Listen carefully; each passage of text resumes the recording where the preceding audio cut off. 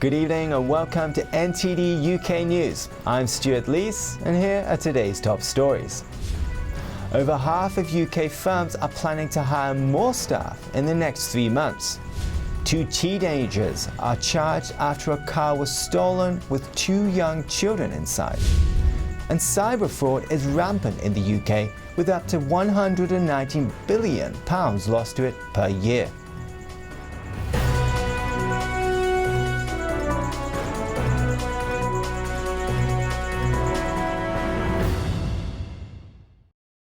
School children will return to their desks in the second week of March as Prime Minister reveals England's route out of lockdown. Here's NTD's Jane Worrell with more. Boris Johnson says he wants to take England out of lockdown cautiously in stages. The first stage includes reopening schools and easing restrictions in care homes, with care home residents allowed 1 regular visitor. We cannot persist indefinitely with restrictions that debilitate our economy, our physical and mental well-being and the life chances of our children. And that is why it is so crucial that this roadmap should be cautious but also irreversible. So no more regional tiers. Johnson says the easing of restrictions will start on March the 8th. If all goes as planned, 3 weeks later, people can meet in groups of up to 6 outdoors. But pubs and restaurants face a longer wait. He says nearly all legal limits on social contact will be lifted by June 21st at the earliest. Johnson faces pressure from some MPs who are part of a group sceptical of the lockdowns. Members of Parliament are set to vote on the regulations in the coming weeks. Jane Worrell, NTD News, London. More than half of UK employers plan to recruit in the next 3 months, suggesting that unemployment may be close to its peak. That's according to new research. NTD's Joy Duguid brings us more. According to human resources body, the Chartered Institute of Personnel and Development and recruitment firm Adecco, it's the first positive signs for employment prospects in a year. About 56% of 2,000 firms surveyed indicated they are looking to recruit in the first quarter of this year. That's up from 53% in the previous quarter. Sectors with strong hiring intentions include healthcare, finance and insurance. The survey also shows that the number of firms planning to make redundancies in the first quarter dropped from 30% to 20% compared with the last quarter. For the hospitality sector, only 36% employers plan to hire more staff, while 27% say they are prepared to reduce their headcount further. The survey says employer confidence may be increasing due to some factors, including the Brexit trade agreement, the extension of the job retention scheme and the anticipation of economic recovery. The UK's latest official unemployment rate between last September and November is 5%. CIPD senior advisor says these findings suggest the unemployment may even undershoot official forecasts. Joy Duguid, NTD News. Foreign Secretary Dominic Raab calls for the United Nations to probe Uyghur camps in Xinjiang, China. He says human rights are being violated there on an industrial scale. NTD's El Rhodes has more. Raab calls for urgent and unfettered access to Xinjiang for the High Commission for Human Rights or another independent expert. He gave a speech to the UN Human Rights Council. It must be our collective duty to ensure that this does not go unanswered. UN mechanisms must respond. Activists and UN rights experts say at least 1 million Muslims are detained in camps in the remote western region. China denies abuses and says its camps provide vocational training and are needed to fight extremism. Raab also urges the leaders of Burma or Myanmar's military coup to release democratically elected leader Aung San Suu Kyi. The military must step aside, civilian leaders must be released, and the democratic wishes of the people of Myanmar must be respected. Raab says the UK will live up to our responsibilities, champion the values of liberal democracy and demand accountability from those violating human rights. The UK returns to the Council as a voting member for the 2021-2023 term. China and Russia are members of the Council too. Earl Rhodes, NTD News. A 21-year-old becomes the youngest woman to row solo across the Atlantic. She arrived at Antigua on Saturday afternoon, setting a new world record. Eddie Atkin has the story. Jasmine Harrison from Yorkshire set off from La Gomera in the Canary Islands in December. Welcome to Antigua! She rode the approximately 3,000-mile journey to Antigua in the Caribbean in 70 days, 3 hours and 48 minutes. It's now official, Jasmine. You're the youngest female to have crossed the Atlantic Ocean.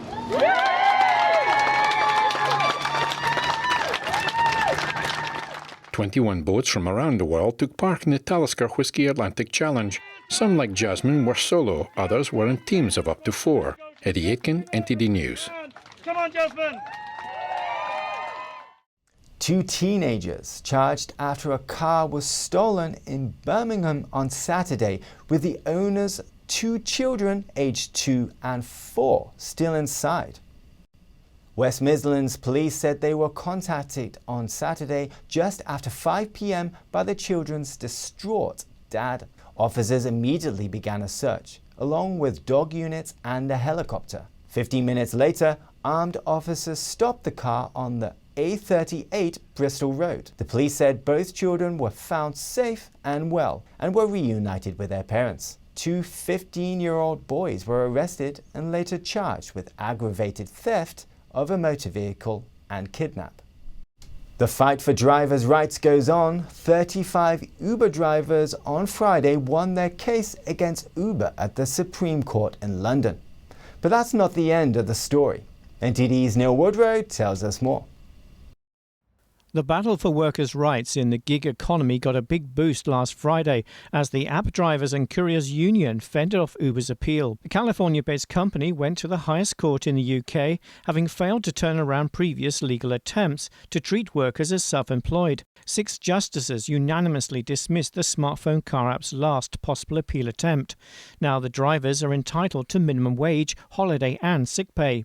James Farrer, co-lead claimant and General Secretary of the ADCU, says, quote, "The reality has been illegally low pay, dangerously long hours and intense digital surveillance. I am delighted that workers at last have some remedy because of this ruling. But the government must urgently strengthen the law so that gig workers may also have access to sick pay and protection from unfair dismissal." Len Shackleton, Research Fellow of Buckingham University and of the think tank Institute of Economic Affairs, says that the Uber model brings benefits to drivers and consumer, that it brings flexibility and it's what people want.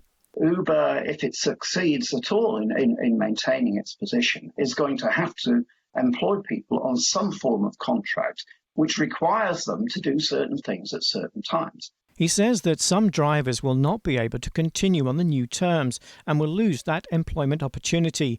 He says this will also apply to other companies such as Deliveroo and will affect passengers, as he thinks Uber will employ less drivers.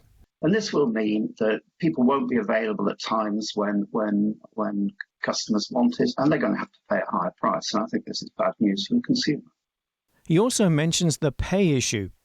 Well, the evidence I've seen on this in the UK suggests that even allowing for petrol and for the other costs and so on, that people are earning significantly more than the national living wage. And so I don't think this is one of the kind of red herring issues which is being dragged into this debate. It's not about low pay per se. It's about a different type of organising work. According to TechCrunch, Uber are now lobbying Europe to try to encourage deregulation of Europe's labour laws. This is likely only the start of the debate and by no means the end of the road. Neil Woodrow, NTD News.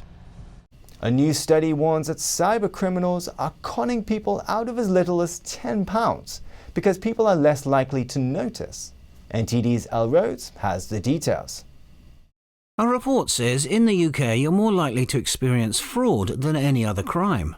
Published by the Royal United Services Institute think tank, it warns of a new tactic dubbed silent stealing. It says cybercriminals are moving away from targeting big businesses. Instead, they are conning individuals for small amounts on a massive scale.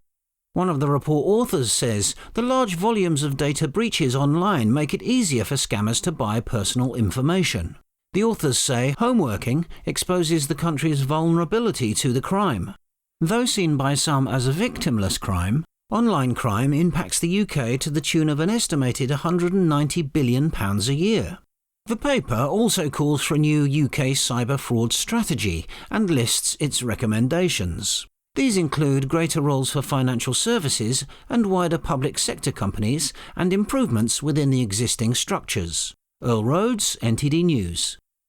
Police in Nottinghamshire after fining a church £10,000 for a service held in a car park. Police said the gathering of 30 people in Bulwell on Saturday broke lockdown rules. They said there were tents, food and a speaker system, and that they had warned the church group several times before. The pastor told the BBC she will contest the fine. She said people stayed in their cars and that the lockdown rules are vague.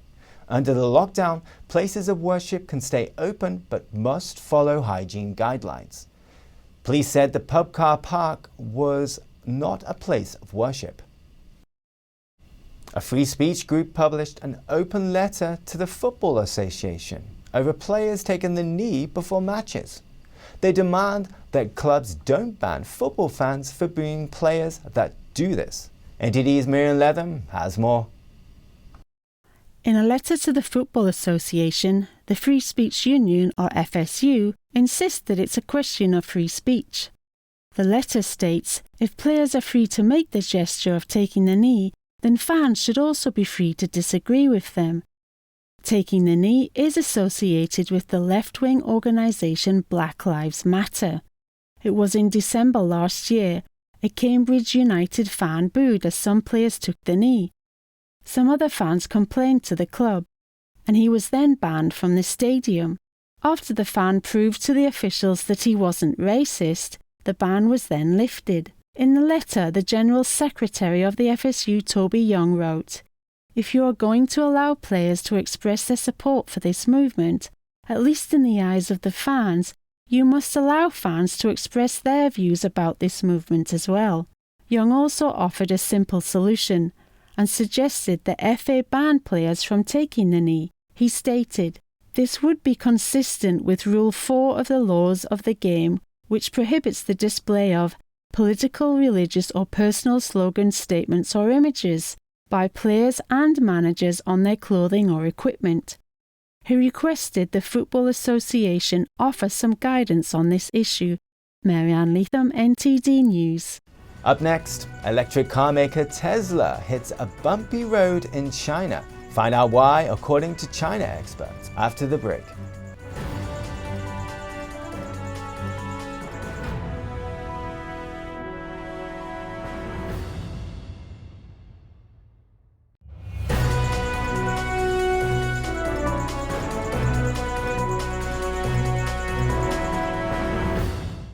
Electric car maker Tesla has hit a bumpy road in communist China. Two China experts tell us what they believe is really going on. NTD's Chen Han has the story. The Chinese regime appears to be going after electric car maker Tesla. 3 weeks into February, the company has been through a series of setbacks. 5 Chinese regulators summoned Tesla over quality issues. Chinese media also ramped up coverage of consumer complaints, and the company is recalling over 30,000 vehicles that have quality issues. The Chinese regime is concerned about the survival of other electric car makers. The Chinese regime approved Tesla's request to open a plant in Shanghai in 2018. At the time, local authorities provided favorable conditions, including low-interest loans and cheap lands. Tesla became the first Western car maker that fully owns a plant in China. But experts say there's also a favorable condition for the Chinese regime. The regime wants to use Tesla to develop other industries that are closely related to car making. The regime's goal wasn't to just let Tesla sell cars in China. The auto industry supports a chain of secondary industries, and the Chinese regime's goal is to have the secondary industries take root in China. But the regime also doesn't want the company to grow so fast that other competitors are facing a dead end. Tesla has been growing fast in China, perhaps a bit too fast for Beijing.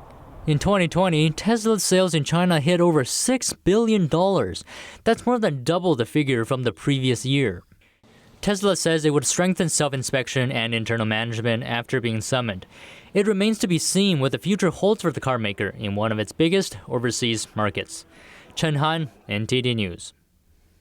Major car makers are waking up to an uncomfortable reality when there's a shortage of silicon microchips. Phone makers and other big tech names get priority. NTD's Eddie Atkin has the details. The world's big car makers are waking up to an uncomfortable truth. When there's a shortage of silicon chips as there is right now, they lose out to big tech. Major brands including Volkswagen, Ford and General Motors have all had to cut output as semiconductors run short. Around 570 pounds of silicon goes into a modern electric vehicle. The industry as a whole spends around $28.5 billion on chips every year. But right now the silicon is being swept up by makers of smartphones and other consumer electronics. They're enjoying a boom in demand from consumers stuck at home, and chip makers prefer Apple, Sony and the like as customers. They spend more and buy more advanced semiconductors. One tech analyst told Reuters that Apple spends more on chips than the entire auto industry. German car makers persuaded the country's economic minister to press Taiwan for action on chip supplies, but with little apparent result. Chip makers complain that car firms don't understand their business. One told Reuters an auto firm had suggested it run a night shift to increase output, not realizing that 24-hour production was the norm anyway. Now, Infineon, the biggest supplier of chips to the car industry, will commission a new plant this year. But Asian semiconductor foundries continue to give priority to big tech. Analysts at IHS Markit estimate that leaves production of 1 million vehicles at risk in the first quarter. Eddie Aiken, NTD News. The Mail on Sunday reports more British private schools are at risk of being taken over by Chinese firms. NTD's El Rhodes has the details. The Mail on Sunday says hundreds of independent schools left in a dire financial situation since the pandemic are being targeted by Chinese investors. Critics are worried about the CCP's influence on the British education system. Some of these Chinese firms are run by high-ranking Chinese Communist Party or CCP members. The report reveals 17 British schools have already been taken over by China-backed firms in recent years. One firm took over 2 schools in 2018, and on its website it says it plans to use its British schools to help expand into other countries as part of the CCP's Belt and Road Initiative. A Department of Education spokesman told the newspaper, "Owners of independent schools have a requirement to promote fundamental British values. Schools cannot promote partisan political views." Earl Rhodes, NTD News. Coming up, some French parents say the extended use of masks make children sleepy and even faint during class. Find out more after the break.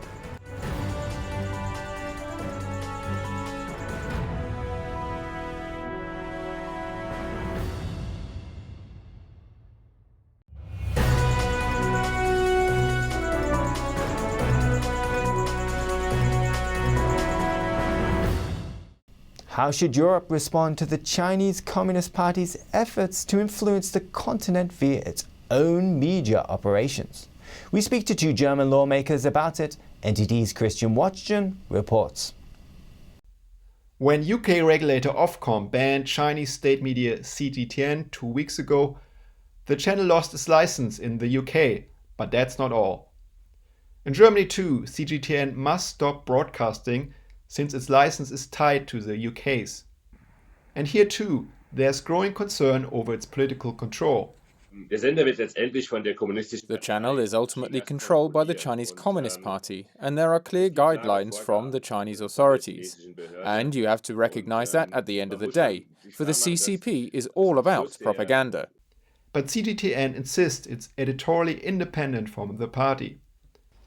Observers see the CCP intensifying its influence campaign via its media organizations worldwide, making use of the free speech tradition in the West. Can the Chinese Communist Party say anything about the issues in Germany? Why not?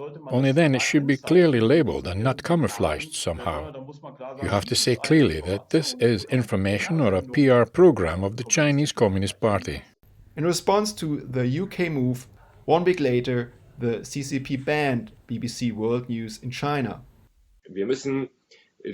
We have to make it more clear to the Chinese that there are limits. And I also firmly believe that if we do that, united in Europe, that we can then have an impact on China. Before the ban, Ofcom had put CGTN on notice for broadcasting forced confessions, including of British national Peter Humphrey. The EU now has a Magnitsky-style mechanism for sanctioning individuals involved in human rights violations. The official at the channel is often only executing orders, but we have to grab the people behind it, and they can often also be named. There now seems to be investigations, and we must hit them with sanctions. The question remains, can Europe be united in its response to the CCP influence campaigns? Christian Wojcik, NTD News, Berlin. Chinese state TV CGTN is not giving up on Europe. After the UK ban, it's now betting on France. Eddie Atkin has more on this. The Financial Times reports CGTN is applying for a license in France. This follows UK regulator Ofcom banning the English-language news channel from the UK earlier this month. A green light by French authorities may give the broadcaster a back door, not just into Europe but also the UK. Under a European rule not affected by Brexit, a license in one European country would give the channel a right to broadcast in all of Europe. The French regulator says it would need additional analysis following Ofcom's decision. Ofcom ruled a political entity, the Chinese Communist Party, cannot hold a license in the UK. It also put CGTN on notice for broadcasting a forced confession with British national Peter Humphrey. They want to influence the global narrative about China and what's happening in China and so forth through the twists that they put on their coverage. But they do it through sheer distortion and lies. The French regulator has not said when it will make a decision. Eddie Aiken, NTD News. Some children in France are wearing masks all day at school. Parents are raising concerns, saying their children can't concentrate, and some have even fainted. NTD's France correspondent David Vives has the story. Earlier this month, children at an elementary school in the south of France started fainting and falling asleep during class. The school had to close because of the mysterious epidemic. One media says a French rule mandating masks in school could be to blame. The children had been wearing them for over 2 months in class and on the playground. Lawyer Carlo Alberto Brusa says this isn't an isolated case. We have more and more information on children who are falling apart. Children who are no longer concentrated. The WHO says children between 6 and 11 years old should follow different mask requirements than adults. And some teachers in France complain that school rules about masks are contradictory and hard to follow. Some parents are also raising concerns. In the Francois newspaper, one mother writes, "For the past 10 days, my daughter has come home complaining of headaches. She complains of having hot flashes when working on exercises in class. The teacher tells me she has a hard time concentrating and is worried." There have already been several protests in France trying to ban school. Mr. Brusa says there isn't any research on the impact of making children wear masks all day, so he started working with doctors to get some data. I implemented an information process on the oxygenation rates of the children. The information is already starting to come in. Children who go to school with an oxygenation rate of 95 in the evening are at 85. With this rate, you'd normally end up in the hospital.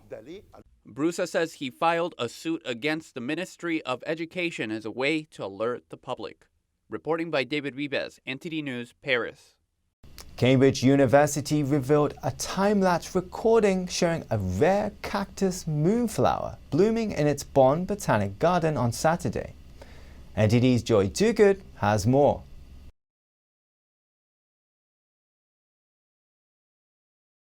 The moonflower Soleniceras witti flower, originating from the Amazon, is believed to be the first of its kind to bloom in the UK. A live stream watched by more than 200,000 people was set up for botany enthusiasts for over 10 days before the flower bloomed. It bloomed during the day despite expectations that it would bloom during the night. Joy Duguid, NTD News.